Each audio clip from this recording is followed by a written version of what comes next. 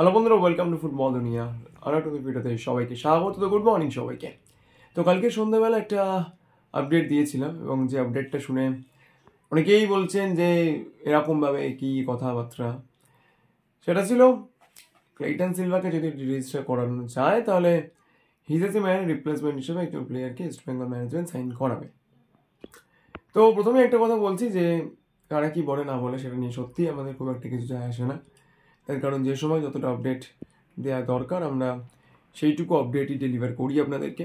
তো এই মুহূর্তে যে লেটেস্ট আপডেট, ইস্ট বেঙ্গল কিন্তু একজন হিজাজি মায়ারের পরিবর্ত প্লেয়ারকে সাইন করিয়েছে এবং সাইনিংটা হয়ে গিয়েছেই বলে আমাদের সোর্সের মারফত আমরা খবর পেয়েছি।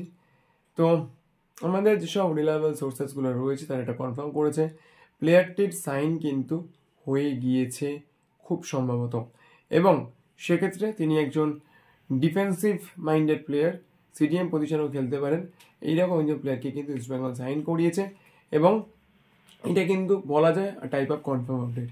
তো যাই হোক, এই ছোট্ট আপডেটে তোমার সঙ্গে শেয়ার করা ছিল। যদি ভিডিওটা ভালো লাগে প্লিজ লাইক করে দিও, মনে করো আমার চ্যানেল সাবস্ক্রাইব করতে ভুলো না, কারণ সব চ্যানেলে তোমরা সাবস্ক্রাইব করলে আরও ভালো কাজ করে মোটিভেশন পাওয়া যায়। তো চলো আমাদের এই পর্যন্ত দেখা হচ্ছে পরে ভিডিওতে।